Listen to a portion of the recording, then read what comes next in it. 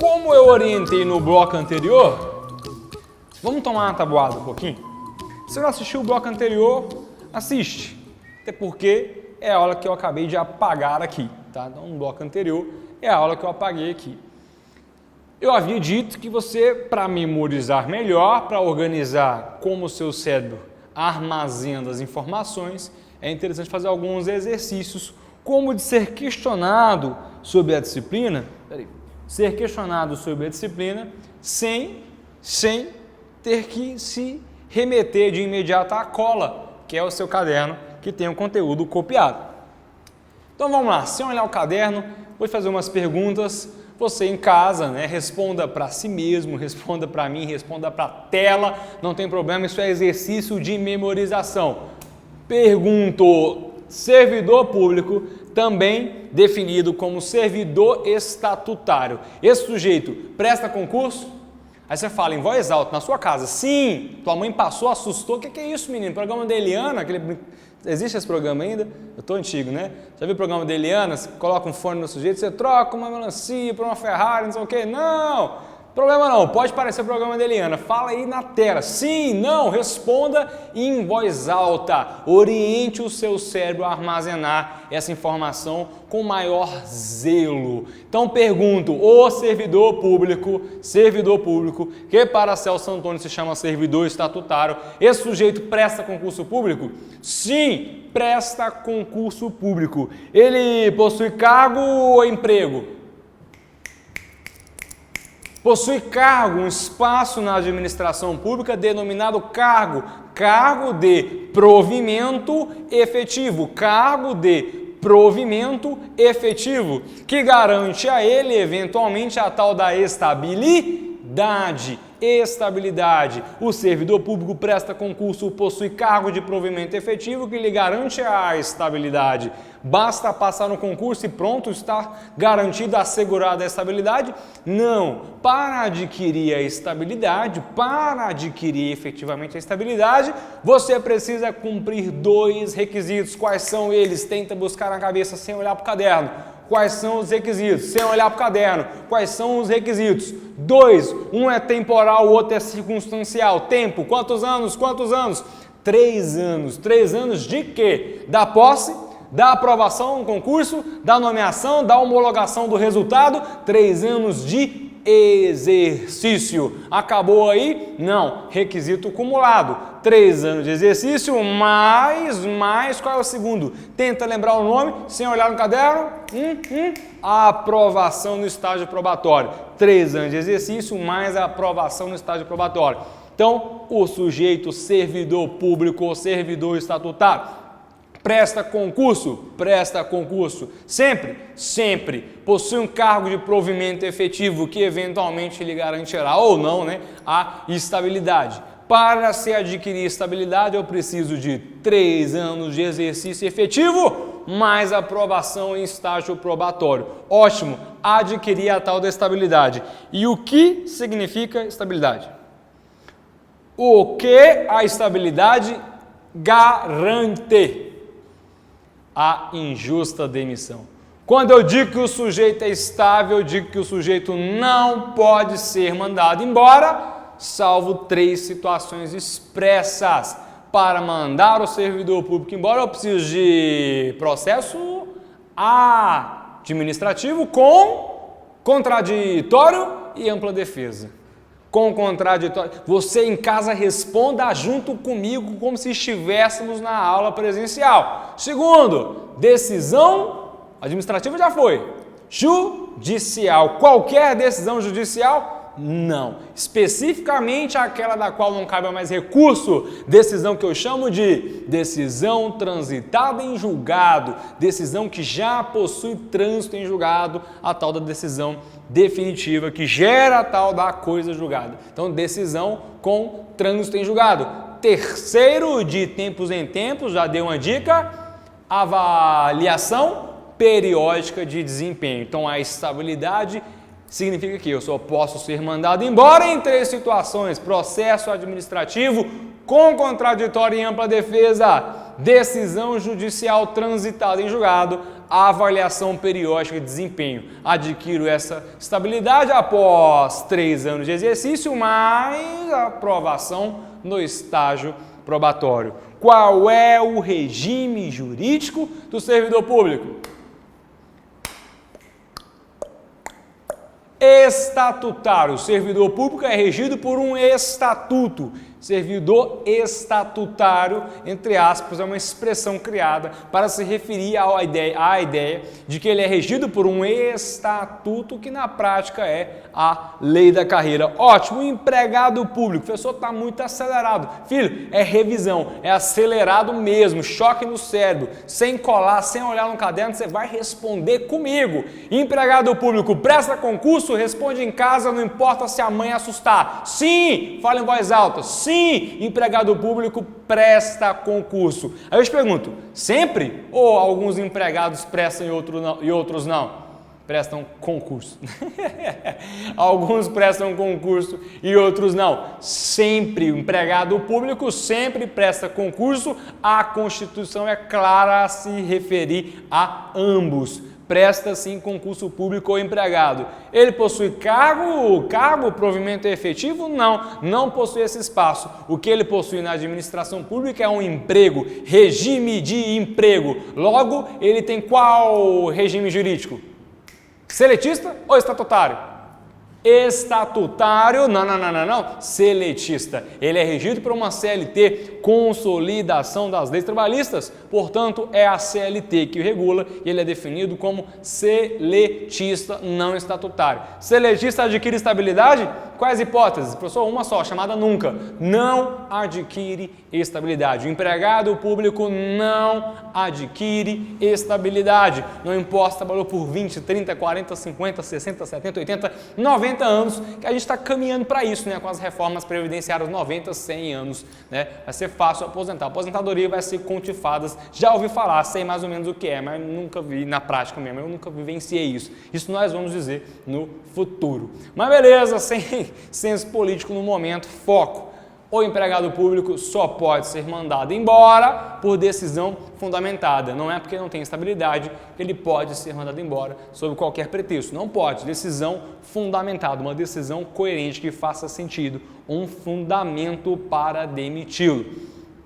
Servidor temporário.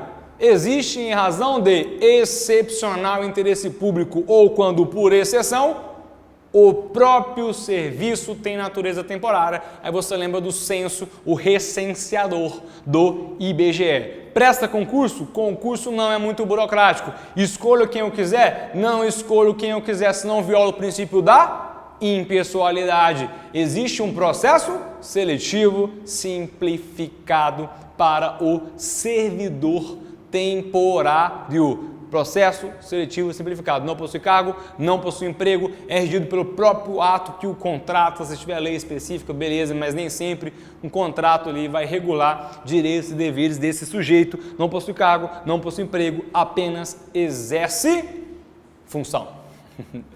Revisão feita. Eu nem dei tempo de você responder, né? Falei mais rápido do que você. O objetivo da revisão é isso mesmo. Se você quiser ver isso com cautela, você assista a aula anterior. A gente não vai repetir a aula anterior, porque isso aqui é vídeo. A gente tem que otimizar esse processo. Vamos para a última classificação. Um foi 1.2, né? Servidor público. 1.1, servidor público. Agente público 1.1. Agente político 1.1, eu tô doido. Servidor público 1.2, foi isso, né? Administrativos 1.2, 1.3 agora, né? Acho que foi isso. 1.3. Eita, meu canto então acabou. 1.3, particular em colaboração. Particular em colaboração com o Estado. Particular em colaboração com o Estado. Duas formas. Ou ele é particular em colaboração por requisição,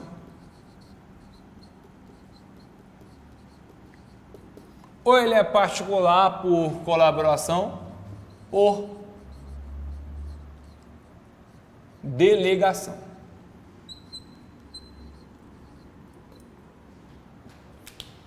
Genericamente, se aplicando aos dois, possui cargo ou emprego. O particular, de maneira geral, se aplicando aos dois, possui cargo ou emprego, nem regime de cargo, nem regime de emprego. Não.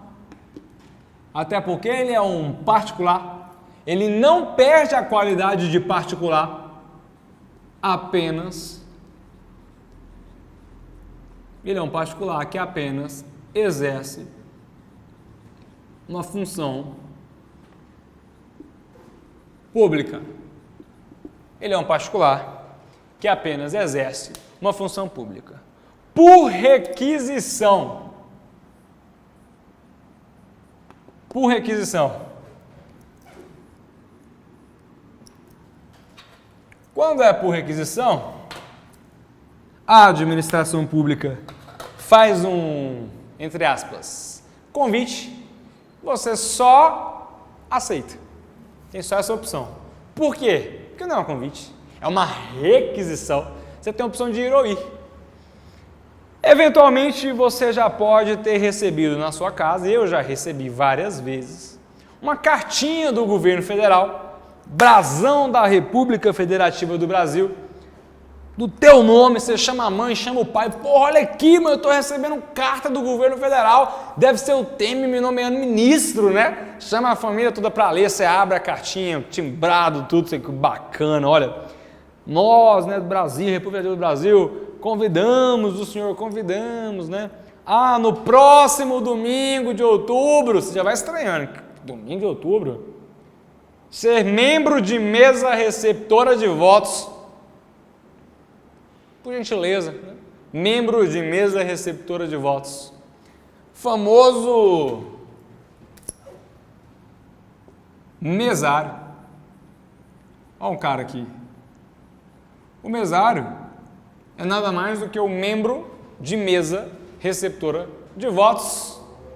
Aí lá embaixo no rodapé, bem pequenininho assim, ó, se não vier a gente pode te prender, se não vier vai pagar uma multa, salário mínimo, tem uma série de retaliações. Ou seja, é um convite de coração, que você tem uma única opção, aceitar. Melhor, duas opções, ou vou, né? Só isso. Eu fui algumas, no plural mesmo, algumas vezes. Entendo que é um exercício de civismo e cidadania, nobre, mas hoje, particularmente, detesto o serviço de membro de mesa receptora de votos. Entendo quem goste, tá? Não seja meu amigo, espero nunca vê-lo por aí, tá? Quem ama, nossa. Um dia, a primeira vez que eu fui, domingo chuvoso, anota aí no teu caderno, todo domingo de eleição chove. Todo. Eu não sei se é um convênio com São Pedro para dar uma molhada na eleição, não sei se é tristeza de Deus quando vê os candidatos, não sei. Mas todo domingo de eleição chove. Eu sei por experiência própria, porque eu estava lá, sendo mesário, e fui na chuva. Então, sempre chove, nem que seja um pouquinho, rapidinho, mas chove. Beleza, você é requisitado, tem a opção de ir ou ir, fui várias vezes. Primeira vez que fui, tinha uma menina lá com um sorriso de orelha a orelha, 6 da manhã, tem que chegar cedo para ter um treinamento lá, sem sentido. A moça estava com um sorriso de orelha a orelha, porque ela estava muito feliz em ser mesário. Rapaz, minha vontade, cara, era de manifestar meu desgosto em encontrar a felicidade dela. Mas que absurdo, né? Brincadeira, pessoal. Tem desgosto com felicidade de ninguém. Particularmente, cansei de ser mesário. Não quero ser mais não. Mas fui várias vezes, brincadeiras à parte. O mesário é um exemplo de particular em colaboração com o Estado, de bom coração, só quebrando um galho para o Estado por requisição. O Estado te convidou, você tem que ir, pronto e acabou. E tem nego que se gaba ainda, tem gente que se gaba de ser presidente da banca, presidente da mesa, banca. Já ouvi gente falar, acho que a segunda vez que eu fui, o sujeito que foi mesário comigo, mesário 1, 2, sei lá, cara da porta, aí tem o mesário presidente, né, da mesa. Aí na segunda vez, esse colega que era mesário como eu, foi presidente. Ele chegou todo galudinho. Nossa, agora eu sou presidente da mesa. Se lascou o dobro. Aumentou o número de responsabilidades sua. Você agora responde pela urna, um rolo danado. Acabou as eleições, você tem que aguardar, recolher a urna. Se for o caso, você tem que levar a urna. Eu não sei como é que está hoje, mas antigamente, pessoal, tem que confirmar isso. Hoje ainda está assim, já tem um tempo. Na última eleição eu já não fui mais mesário. Mas, bem que eu só fui 2 vezes, né? Antes eu não podia votar. Antigamente o presidente da mesa levava a urna para o TRE, cara. Só e se a urna não chegar no TRE, quem que... O presidente, o presida, o fera, sou presidente da mesa. Esse cara vai levar. Para fins benéficos, estabilidade, remuneração, etc. Para fins benéficos, o adjetivo que eu estou colocando aqui nesse contexto, né? Não se equipara a nada em relação ao servidor público. Mas para fins sancionatórios, para colocar o seu na reta, para te punir, inclusive criminalmente, se equipara a servidor público. Estando em serviço, estando em colaboração, o particular para fins sancionatórios, processo administrativo, criminal, responder por um peculato, né, que é um crime, lá na classificação de crimes, o professor de penal deve ensinar crime de mão própria, não, né? Crime próprio, acho que é isso mesmo, professor de direito penal, né? Desculpa aí, João Paulo, desculpa se eu falando besteira, mas lá o peculato é um crime próprio do administrador público, do agente público, né? O mesário pode ser equiparado, pode responder por peculato, que é um crime próprio do sujeito que é agente público. Para esses fins, ele é equiparado. Depois, João, você me perdoa aí, ensina para os alunos aí se é crime próprio. Eu acho que é essa a definição mesmo, né? Não, eu sou fraquíssimo em direito penal, né? Fraquíssimo, é o meu calcanhar de Aquiles, né? Direito penal. Então, o mesário, ele é um particular em colaboração por requisição. Outro exemplo, jurado no júri popular. Crimes dolosos contra a vida, por previsão constitucional, são julgados por um júri popular. A própria sociedade é quem vai julgar o seu semelhante. Você escolhe ali 14, vai trancafiar os 14, e na hora de compor o júri, seleciona 7, né? Se for o caso, troca um ou outro, as partes podem impugnar algum dos jurados, e no final ficam 7 jurados que vão decidir ali o destino daquele réu, aquele sujeito julgado, que está sendo julgado por um crime doloso contra a vida. Jurado, você é nomeado da mesma forma. O Estado te nomeia nomeado, te nomeia jurado, te nomeia nomeado, estou cansado já. O Estado te nomeia jurado, e você tem a opção de ir ou ir. Ah, professor, mas nunca vou me afastar daqui, nunca vou me afastar dali. Pô, nunca é muito, né? Às vezes você pode provar a impossibilidade de ser. No caso do mesário, você passando no concurso da PM Goiás, agora recém-autorizado, este concurso para o qual esse preparatório está sendo gravado, você não será mesário. Porque existe previsão legal expressa na lei eleitoral que o policial não pode ser mesário. Então você tem as situações excepcionais. Fora disso, é regra geral, todo mundo que é requisitado tem que ir pronto e acabou. Mais gente aqui. Perito nomeado. O que é um perito nomeado? Lá no Tribunal de Justiça está havendo um processo judicial, exige-se uma perícia de um engenheiro civil, de um engenheiro elétrico, de um químico, e o tribunal não tem ali peritos concursados, efetivos, que ocupam cargos. Pode o juiz nomear um perito externo. As partes podem indicar um perito, que é um particular, não perde essa qualidade, não adquire um cargo público aqui, não adquire um emprego público aqui, continua sendo apenas um particular colaborando com o Estado. Esse cara é requisitado para aquele ato, cumpre ali o serviço, faz a perícia e pronto. Concluiu a tarefa dele, concluiu a colaboração dele com o Estado. Perito nomeado, advogado dativo,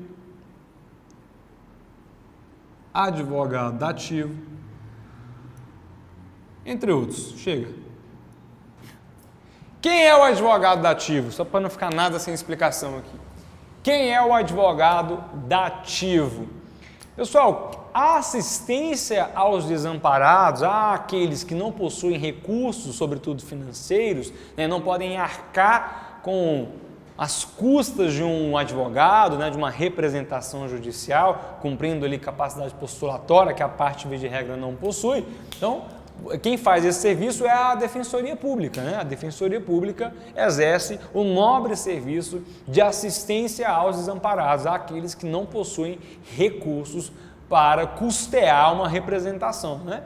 A Defensoria Pública faz esse trabalho. Alguns estados não possuem Defensoria Pública, ou outros estados, poucos, né? Poucos não possuem no Brasil. Ou outros estados, como o estado de Goiás, que passou a ter Defensoria há pouquíssimo tempo, né? Pouquíssimos anos, se eu não estiver enganado, deve ter no máximo 3 anos. Acho que o concurso abriu em 2014, deve ter começado a nomear ali em 2015, alguma coisa assim. É bem recente esse último concurso, que foi o primeiro da Defensoria Pública do Estado de Goiás.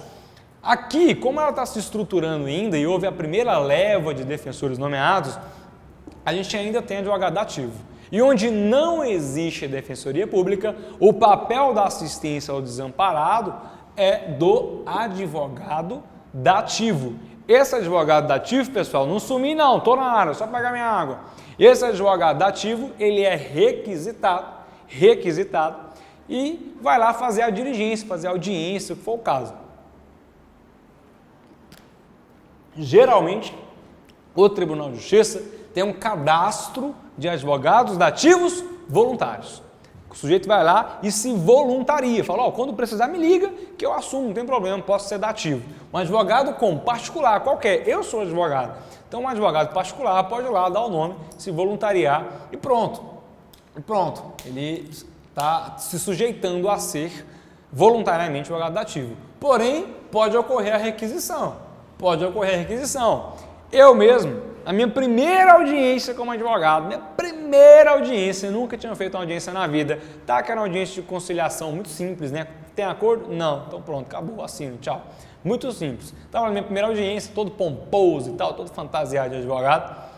Aí abre uma porta, vem a secretária do juizado, procurou, pá, viu um besta todo social, falou, tá aí, advogado. Chegou em mim e falou assim, doutor, tudo bom? Pô, tudo bem. Doutor, naquela salinha ali de onde eu saí, está havendo uma audiência de instrução e julgamento, uma audiência, né, muito mais interessante que a de conciliação, a produção probatória, ouve-se testemunha, inquire-se as partes, enfim. Está havendo uma audiência de instrução, tem um senhor de idade lá, litigando, ele é o autor da ação, do outro lado tem uma grande empresa lá, um banco, salvo engano, acho que era um banco mesmo, o banco está muito bem representado, preposto, 2 advogados, e o dativo desse senhorzinho não veio, o advogado faltou. Tem como o senhor assumir a audiência lá e representar o senhor? Tem como, ou seja, na camaradagem, né? Na camaradagem me chamando a ser um agente público para aquela causa, a ser um agente público na categoria particular em colaboração por requisição naquela causa. Por que ela falou assim, o senhor aceita? Porque é um jogo de cintura, né? Há geralmente uma flexibilidade. Se eu falo não, a cultura, que fique claro, a cultura é tudo bem, vou pedir para outro advogado ali na outra cadeira e procuro um outro advogado. Essa é a cultura. Ela é obrigada a procurar outro? Não. É porque ela não está lá por vontade dela, foi o juiz que mandou ela ir lá. Se eu digo, não vou não, ela faz assim, Então, pera aí. Seu juiz? O juiz abre a porta, pois não. Seu juiz, sabe o rapazinho lá, o advogado que a gente requisitou, sabe? Aquele ali, o magrelinho, o óculos do Harry Potter? É, aquele mesmo. Pois eu fui lá requisitá-lo, né, para ser dativo aqui, e ele disse que não vai não. Vai não. Aí o juizão, não vai não? Vai não, é? Requisita. Se for o caso de me levar à força, leva. Se for o caso de me levar à força, leva. Quando o juizão requisitou, meu amigo, eu tenho 2 opções. Ou eu vou com certeza. ou eu vou com certeza. No caso, virei para ela e falei, pô, mas é a minha cliente, a minha audiência é agora, falta 10 minutos. Ela falou assim, eu marco a audiência aqui. Eu atraso a dela, você vai lá e faz, depois você faz a dela. Eu falei, porra, a senhora é fera mesmo, dá pra aplaudir. Eu falei, a senhora é porreta. E fui fazer a audiência de instrução. Você chega de paraquedas num processo que você nunca viu, tem que ler ali na tora e tentar fazer a defesa desse senhor. Então eu já fui, né? Você pode ver que eu sou bastante requisitado, o Estado está me explorando bastante, mas já fui também advogado dativo. Pergunto, o particular em colaboração por requisição é remunerado? Ele é remunerado por esse serviço? Eu recebo do Estado por ser particular em colaboração por requisição? Depende. Depende do caso específico. Mesário é remunerado? Mesário é remunerado? Não. O Estado vai te dar uma fichinha, que na minha época acho que era vintão, R$20, pra você comer uma pichula e um pão com ovo, mas isso não é remuneração. Isso é a dignidade da pessoa humana. Você vai ficar o domingo inteiro lá. Ou você come um pão com ovo, ou você vai desmaiar. Então não. Isso não é remuneração, não. Isso não é... E ficou a dica aqui, pessoal, sobre requisição, mais sobre requisição. Sobretudo nesse aqui, ó. Depois que eu cansei de ser mesário, eu só vou votar faltando 10 minutos para fechar. Sabe por quê? Porque às vezes você vai votar bonitão, né? Tá lá na fila, você vê o mesário e fala assim, ah, trouxa, foi requisitado, né? Eu não fui não, vim só votar mesmo, tranquilo. Tá lá felizão, orgulhoso, só fui votar. Aí passa ali um juiz eleitoral, te cutuca, ô filho, bom? Bom, o que é? O que foi? Deixa eu te falar, tinha um mesário ali, sabe? Naquela cadeira ali que você tá vendo uma cadeira vazia ali? Tinha um mesário ali. Ele fartou, morreu de desgosto de ser mesário, morreu aqui na hora, não pode ficar sem mesário. Faz favor pra mim, senta lá. Não, pera lá, eu não recebi a cartinha. Cadê a cartinha? Não tem cartinha não. Eu tô te requisitando agora. Estou em nome do Estado, Poder Público, Juiz Eleitoral, sou eu que nomeio o mesário mesmo. Sou eu que nomeio o mesário, não me mandou. Sou eu que nomeio. Você está requisitado, senta lá, que você vai ser mesário. Até fechar, até acabar. Até encerrar o dia de hoje. Eu vou. Novamente as mesmas opções, igual da cartinha. Mais uma vez sendo requisitado, tá? Não esquece dessa situação não. Jurado, é remunerado? Também não. Se o júri durar muito tempo, pode ser que ele se dê em comida, mas isso não é remuneração. Perito, é remunerado? Perito é remunerado. O advogado dativo é remunerado? O dativo é remunerado. Daí por diante. O perito vai receber o honorário da perícia, que vai pagar quem perdeu a perícia no próprio processo. O advogado dativo recebe UHD, Unidade de Honorário Dativo.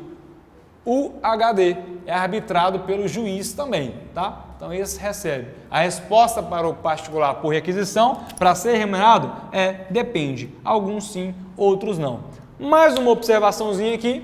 Celso Antônio, lembra aquele cara? Celso Antônio Bandeira de Melo, o cara que bagunçou a classificação inicial lá, dizendo que servidor público era todo mundo e o servidor público na verdade se chamava servidor estatutário.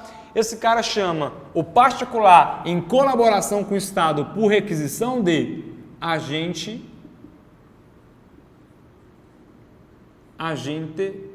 honorífico. Agente honorífico. Celso Antônio Bandeira de Melo chama o particular em colaboração por requisição, porque observação, como agente honorífico para honoris causa, uma causa honrada, né? Por honra, você está quebrando um galho com o seu estado do coração. Ótimo, vamos em particular em colaboração ainda, mas por delegação. Aqui, meus amigos, o Estado transfere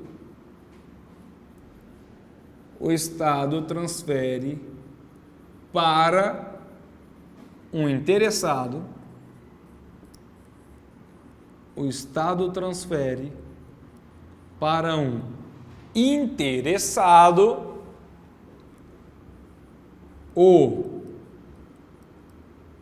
exercício de um serviço público.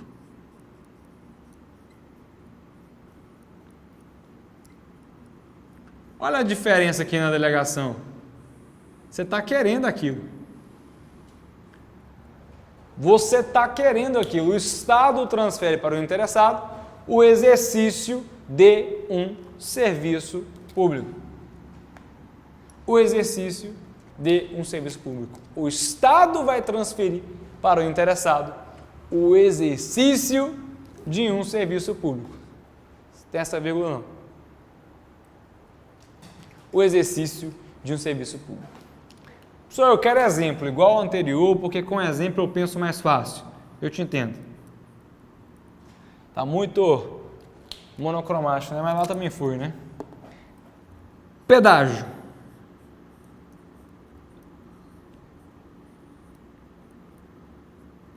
Aqui nas BRs ao redor do estado de Goiás, a gente tem uma empresa chamada Triunfo Consebra.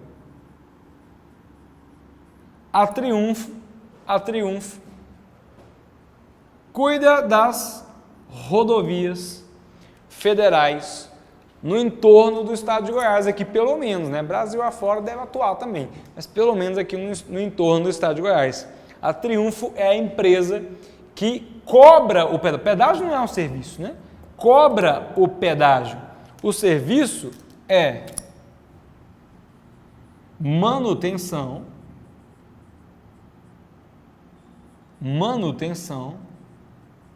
das rodovias. Meus amigos, esse particular em colaboração com o Estado, esse aqui, rapaz, mas ele está muito contente em colaborar com o Estado.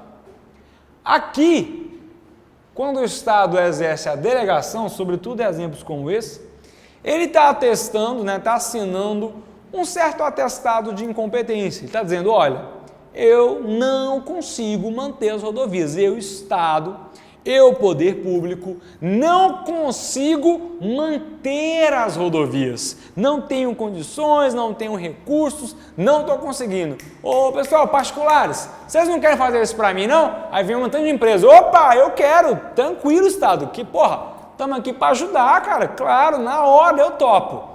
Faz-se um processo licitatório, né, para escolher a campeança, não viola a impessoalidade, uma empresa vai lá, ganha e pronto. O serviço, o exercício daquele serviço, mas não a titularidade, né, o exercício daquele serviço é transferido por delegação a um particular. Isso nos recorda uma das primeiras aulas, acho que no começo das primeiras aulas, né, lá para a sexta aula, eu acho, em que ensinamos administração direta e indireta, descentralização por colaboração. Lembra que o nome era descentralização por colaboração, que a descentralização administrativa por colaboração, ela é uma delegação, não há criação de um outro ente, já existe uma estrutura, já existe uma pessoa jurídica. É esse caso aqui. Não vou me apegar a isso, porque isso é parte daquela aula. Vou me apegar à classificação de agentes, que é o que me interessa nesse momento. Mas o Estado transfere para o interessado o exercício do serviço público. O pedágio é um exemplo. O Estado diz, o Triunfo, aqui no caso de Goiás, né? As rodovias federais nos arredores de Goiás. O Triunfo, você pode fazer aí você que venceu a licitação, pode fazer aí a manutenção das rodovias federais, aqui nossas, né? Pode manter aí as rodovias, tudo bem? Você cuida, você administra e não tem problema não. Pode cobrar do usuário uma merrequinha, umas moedinhas, né? Pode cobrar um valorzinho simbólico aí, né? Simbólico, bobagem, simbólico. Pode cobrar aí um valorzinho chamado pedágio, que é um preço público, né? Preço público ou tarifa. Preço público ou tarifa. Nesse caso, especificamente, é uma tarifa mesmo, né? Então, a Triunfo vai lá e cobra de você uma tarifa para você passar por lá. Ó, você vai passar na nossa rodovia. Aliás, rodovia é de vocês, né? É da sociedade. Mas nós estamos cuidando, nós estamos fazendo a manutenção. Então, para passar aqui, deixa aqui para nós R$ 2,50, 4 e pouco, 4,70, R$ 3,20, 3,12, depende do trecho, né? Cada trecho tem aí seu valor. Vai lá e cobra um tostãozinho, né? Uma merrequinha. Pessoal, pegar o horário de pico, hoje ao redor de Goiás, eu acredito que no horário de pico, 12 horas, 18 horas, sobretudo 18 horas, essa empresa ou as empresas de pedágio, se somar ali todos os pedágios que elas possuem, elas devem arrecadar, sem sacanagem, deve ter uma conta para isso, mas elas devem arrecadar milhões por minutos. Tipo assim, a cada 10 minutos 1 milhão, cada 10 minutos 1 milhão é muito provável que isso ocorra, pegando ali todos os pontos de pedágio que a mesma empresa acumula. Então, me parece que é uma colaboração que a gente faria de bom coração, né? Então, você, governante, você, governador, você, presidente da República, me liga, pede para eu cuidar desse negócio, eu cuido, eu cobro pedágio, não tem problema. Eu vou adorar isso, né? Particular em colaboração por delegação, não mais requisição. A delegação que é o interessado. Só mais um exemplo para a gente fechar o por delegação. O notário ou o tabelião, que é o cara que exerce o serviço, não de manutenção de rodovia, né? Que é pedágio, exerce o serviço da serventia extrajudicial,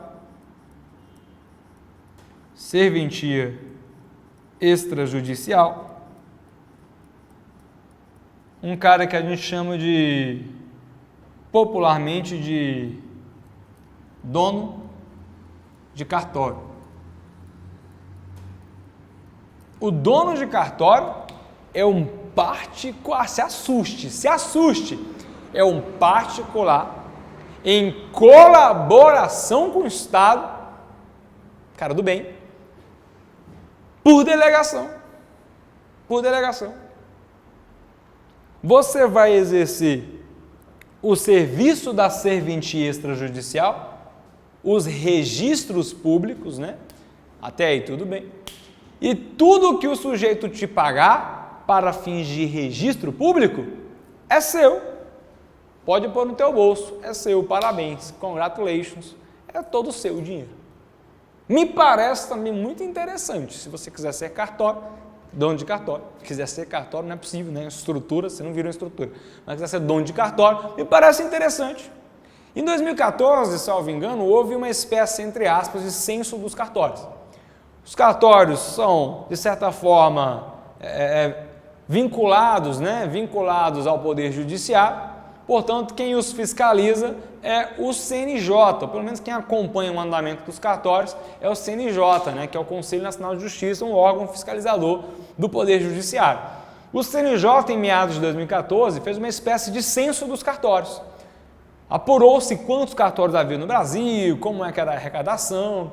E aqui em Goiânia, pessoal, onde estamos gravando este curso, em Goiânia havia cartório que ganhava por mês, arrecadava por mês em torno de 3 milhões de reais. 2 a 3 milhões de reais por mês, para o bolso do dono do cartório, cara. Me parece que é muito interessante. Moralizou-se um pouco, bem antigamente, antes da Constituição de 88, era hereditário, passava de pai para filho, vitalício e hereditário. Hoje não mais, hoje é concurso público. Mas atenção, se a prova te perguntar assim, ó, se a prova te perguntar aqui, deixa eu separar, isso aqui são informações que servem para os dois, tá? Estou separando aqui, ó, porque são informações que servem para os dois. Se a prova te perguntar assim, ó, particular em colaboração, regra geral, presta concurso? Não. Ou ele é requisitado, ou ele recebe a delegação. Regra geral, não. Esse cara aqui hoje, para você ser notário ou tabelião, você presta concurso. Presta concurso. Excepcionalmente o cartório sim. Mas não para cargo.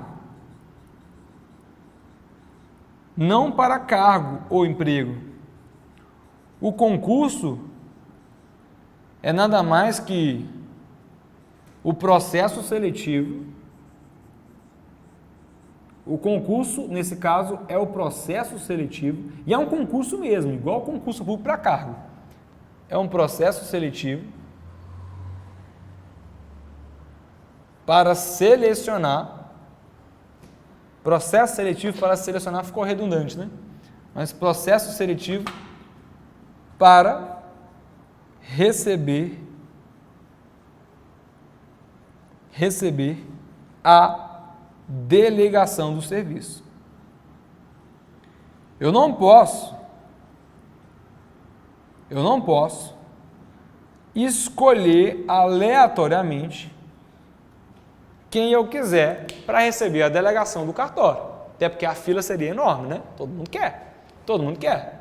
Eu preciso escolher quem tem mais condições. E para isso eu criei um critério hábil, que é uma prova mesmo, igual prova de concurso. E eu abro um concurso público de fato, vinculado ao Tribunal de Justiça local. Faço um concurso mesmo. Mas esse concurso não vai lhe dar direito a cargo e não vai lhe dar direito a emprego. Esse concurso é para selecionar quem vai receber a delegação do serviço. Certo? Toda essa galera aqui, apenas exerce função, pois não possui cargo nem emprego. Regra geral, não se presta concurso. Excepcionalmente, no caso do cartório, para receber a delegação, mas não cargo ou emprego. O particular, em colaboração por delegação, igual está aqui, ó, é remunerado?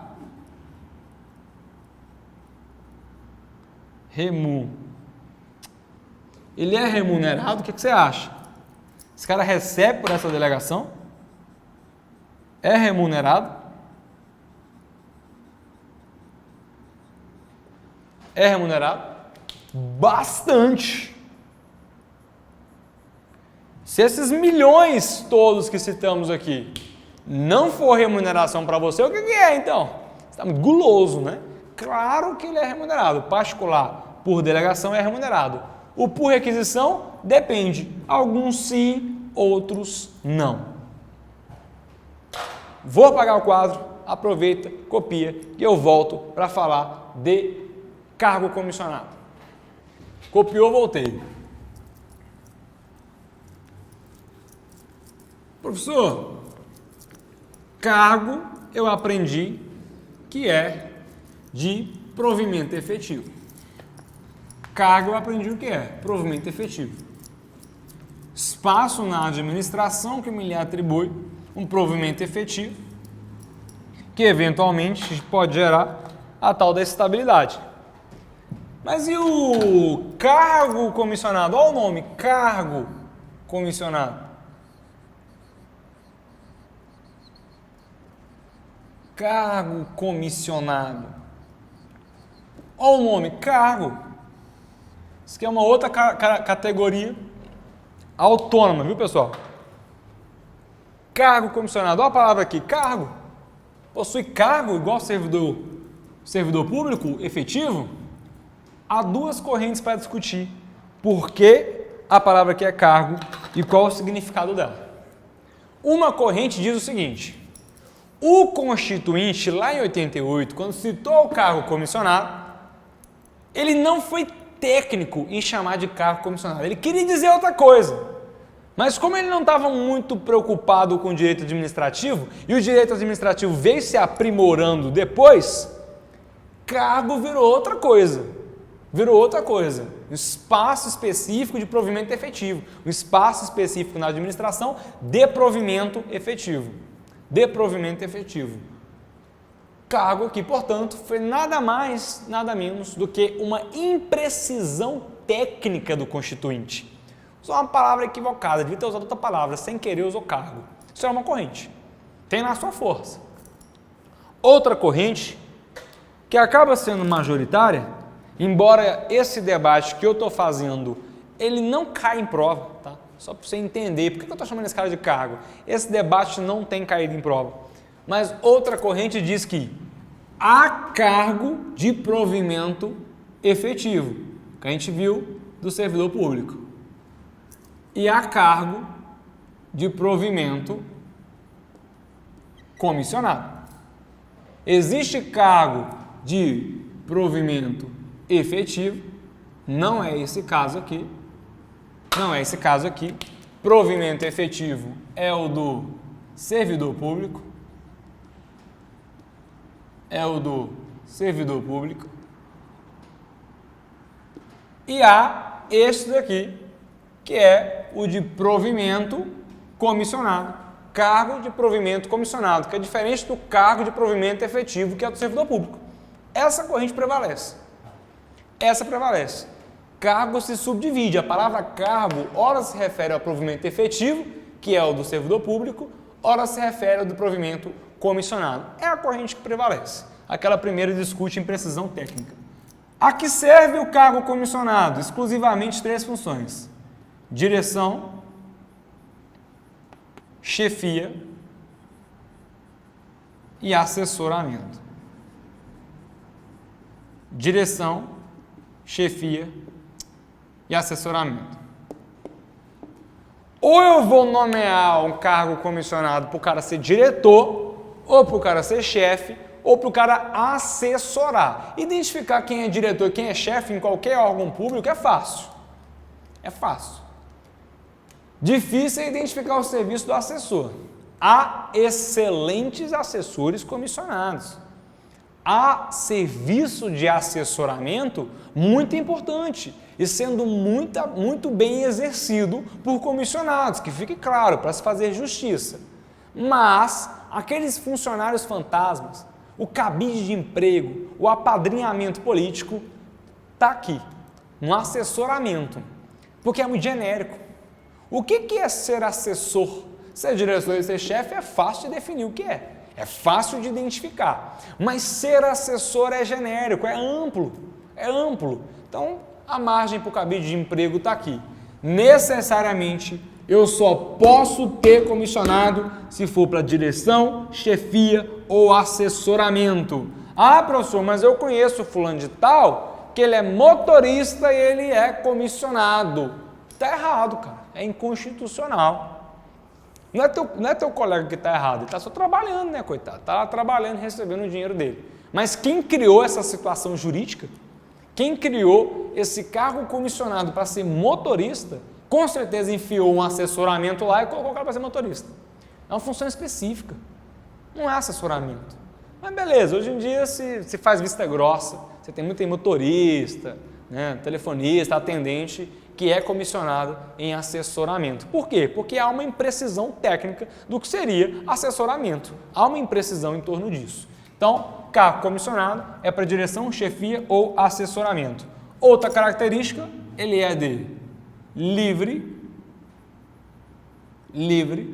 nomeação e livre exoneração.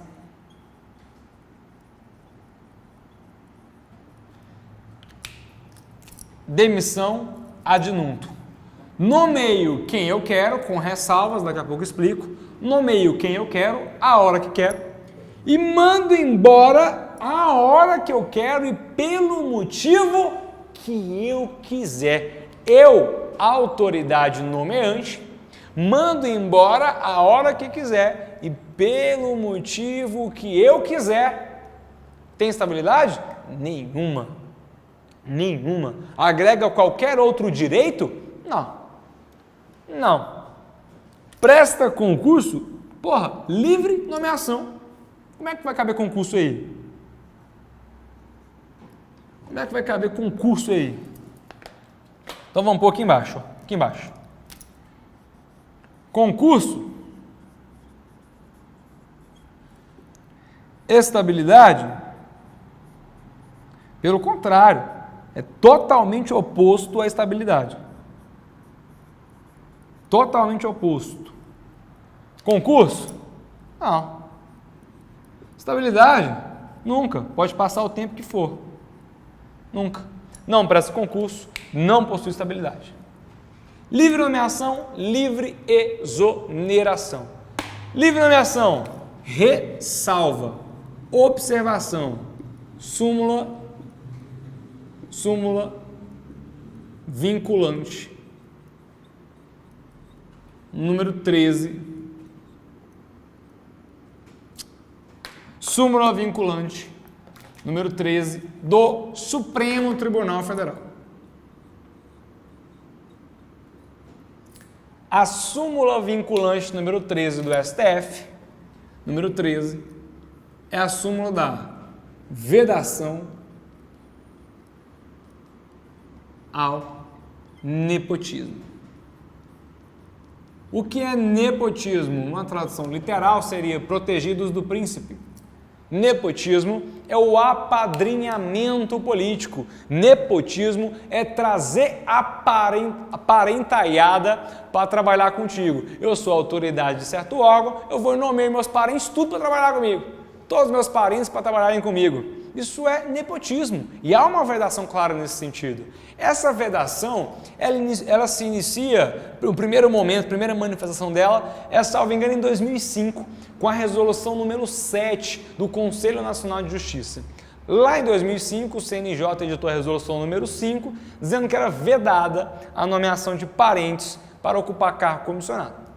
O STF se sensibilizou, viu que a resolução do CNJ, Conselho Nacional de Justiça, só vinculava o Poder Judiciário, porque ele é órgão do Judiciário, falou, não, vou criar uma súmula vinculante. Súmula vinculante tem quase força de lei, deve obediência obrigatória em toda a administração pública, bem como no poder executivo, bem como no poder judiciário. Então toda a administração pública, que é poder executivo, né, toda a administração pública e todo o judiciário deve certa obediência à súmula vinculante. O legislativo não pode deixar de legislar por causa de súmula vinculante. Isso seria um poder influenciando no outro, né? Seria o poder judiciário, que é o STF, anulando o poder legislativo. Essa interferência de poderes é vedada. Os poderes são harmônicos, mas independentes. Então o STF não pode impedir o legislativo de criar lei. Então se o legislativo criar uma lei contrária a essa súmula, tudo bem, vai ter vigência, promulgação, etc. Ela pode no futuro ser o quê? Invalidada pelo STF, porque ele vai considerar essa lei inconstitucional. Ele vai considerar inconstitucional. Para isso ele tem que ser provocado, né? Alguém tem que mover uma ação concentrada, ou ela tem que chegar de via difusa, para o STF entender que é inconstitucional. Pelo menos inter partes ou erga omnes, a depender da forma que se chegou até o STF. Absolutamente não entendi nada dessa última frase aí. Nem precisa, seu concurso não te exige esse conhecimento. Eu não posso deixar de citar, não posso deixar de explicar de maneira técnica. Mas isso é um pouco de constitucional, com um pouco de processo civil, não se preocupe. Controle de constitucionalidade, sobretudo, que é uma matéria que não tem previsão no seu edital da PMGO 2017, porque não teve previsão no edital anterior, tende a continuar não tendo previsão. Controle de constitucionalidade de matéria específica. O que você precisa saber aqui por enquanto? Que a súmula vinculante é de obediência obrigatória em todo o poder executivo e também no poder judiciário. No legislativo só em funções administrativas, na função legislativa não. Essa súmula vinculante número 13, que é a súmula da vedação ao nepotismo, ela proíbe a contratação, vamos pôr assim, a nomeação, para ficar mais claro possível. Ela proíbe a nomeação, contratação, nomeação de parente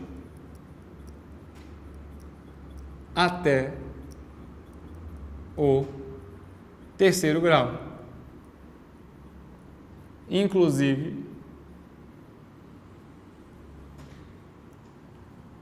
por afinidade.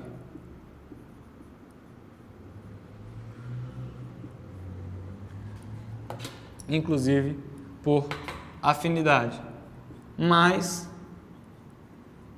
o nepotismo cruzado, que é a nomeação por designações recíprocas. Professor, não estou entendendo. Calma. O que a súmula diz é o seguinte: você, autoridade nomeante, não pode nomear para cargo comissionado um parente seu, parente sanguíneo de sangue ou por afinidade, até o 3º grau, em linha reta, em linha colateral. Então, a primeira coisa que ela diz é isso. O que é parente por afinidade? Aquilo que você não concorda que seja parente. Cunhado, sogra. Eu particularmente gosto muito da minha sogra. Então, acredito sim que é parente, né? Igual parente sanguíneo, né? Gosto da minha cunhada também. Mas a gente tem essa cultura, né? Pô, cunhado não é sogra, cunhado não é parente, sogra não é parente. Para a súmula, por direito, é parente por afinidade. Então, sanguíneo ou por afinidade, linha reta ou linha colateral, há a vedação, a nomeação até 3º grau. Ah, nomeei meu primo. Primo é 4º grau. Primo pode. O tio é 3º grau. Tio já não pode. Primo é 4º grau. Primo pode. Então não pode nomear parente até o 3º grau.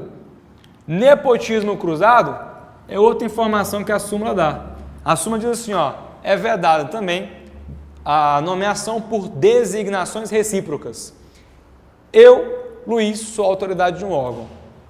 Meu diretor de produção de vídeo, o Badu, desculpa, cara, que muitas horas falando, tô com trava-língua aqui. O Badu, nosso diretor de vídeo, digamos que ele é uma autoridade nomeante também. Então eu, Luiz, e Badu é outra autoridade. Eu estou em um poder, eu estou em um ente, em um órgão, o Badu está em outro. Eu falo, Badu, pô, esse nepotismo aí complicou, né, cara? Não posso nomear meus parentes, você também não pode nomear o seu. Vamos fazer o seguinte? Nós dois não somos parentes, eu e Badu. Eu nomeio o seu parente não tem nada comigo, tudo certo. E você, Badu, nomeia o meu parente. Isso é nomeação por designações recíprocas. Eu nomeio o parente do colega, o colega nomeia o meu, a gente finge que não tem nepotismo. Isso é o que se diz por nepotismo cruzado, que também é vedado. Igualmente vedado,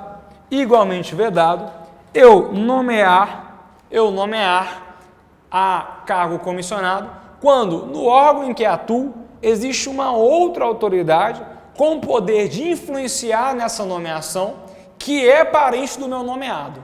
Então eu, Luiz, trabalho no órgão, João trabalha comigo. João é uma autoridade nesse órgão também.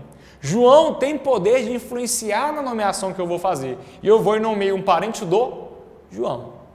Eu nomeando um parente do João, que trabalha no mesmo órgão que eu, para o STF há uma certa presunção de que há um nepotismo aí. Eu estou trazendo para este órgão público um parente do João e João tem poder de influência nessa nomeação.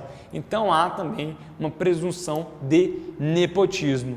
Existe exceção, o STF fez uma ressalva. O STF diz, pode, cargo político. Mais especificamente, ministro, não é qualquer cargo político não, aquele que é pacífico, ministro e secretário. Mas essa nomeação ocorreu por razões técnicas. Por razões técnicas. Se for o caso, permite-se. Se for o caso, permite-se. Há essa exceção. Veja bem, eu, Luiz, sou governador do estado de Goiás.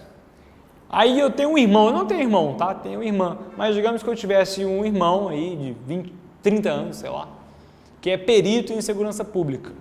Como a minha irmã não tem nada a ver com essa área, nem vou citá-la. Então eu vou inventar um irmão aqui. Um irmão que é perito em segurança pública, entende tudo. Eu falo, cara, meu irmão, como secretário de segurança pública do estado de Goiás, putz, ia ser show de bola. Eu estou nomeando meu irmão por razões técnicas. Para um cargo político. Secretário. Permissivo. É permissivo. É necessário que ele seja perito na área, que ele tenha formação na área? Não necessariamente. Mas que uma razão técnica justifique essa nomeação. Que uma razão técnica justifique. Do contrário, eu estou mascarando o nepotismo. Não se apegue muito a essa exceção. Não se apegue muito, exceção da exceção, né? Não se apegue muito, porque o próprio STF, neste ano, ou foi ano passado, se não me engano, final do ano passado, começo, acho que foi esse ano mesmo, o ministro Marco Aurélio, em decisão monocrática, claro, não é o plenário, não são os 11 ministros, mas em decisão monocrática, o ministro Marco Aurélio, se eu não estiver enganado também, entre os 11 ministros, decidiu por afastar, impugnar, entender por inconstitucional, por nepotismo, quando o Crivella nomeou o filho dele para secretário da Casa Civil. Quando o Crivella nomeou o filho dele, justificando por razões técnicas, porque o filho dele entendia da área de política, etc., o STF, por decisão de um ministro, entendeu que, opa, pera lá, não tem isso não, é nepotismo também. Então a própria exceção ainda não está tão segura, porque a gente já começou a ter uma relativização dela. O que você precisa invariavelmente saber. O que você não pode deixar de saber, não pode ir para a prova sem saber, né? Falando de uma forma mais clara. O que você não pode ir para a prova sem deixar de saber. Cargo comissionado é necessariamente para direção, chefia e assessoramento. Não falo em concurso, não falo em estabilidade. É de livre nomeação e livre exoneração. Dentro da livre nomeação, preciso observar a súmula vinculante número 13, que veda o nepotismo. Não posso nomear parente até o 3º grau. É assim que a prova da PM Goiás tende a cobrar, em cima do básico. Quando a gente aprende o básico, subiu um degrau do conhecimento, eu já te ensinei. Você não senta, você sobe mais um degrau. Fomos além. Detalhamos a súmula, trouxemos a exceção, dentro da exceção já há novas exceções relativizando a própria exceção. Para quê? Para a gente sempre avançar um pouco no conhecimento, saber além um pouco do que a prova vai me exigir. Se eu souber só o limite, eu corro risco, né, de me enganar. Perguntou de um jeito um pouco diferente, foi um pouco além do que eu esperava, eu já não consigo responder. O básico é isso. Direção, chefia, assessoramento, cargo comissionado, livre nomeação, livre exoneração, é vedado parente até o 3º grau, súmula vinculante número 13 do STF, vedação ao nepotismo. Galera, aulona grande, show de bola de provimento originário de agentes públicos. Terminamos aqui esta aula, continuamos na próxima. Valeu, fui!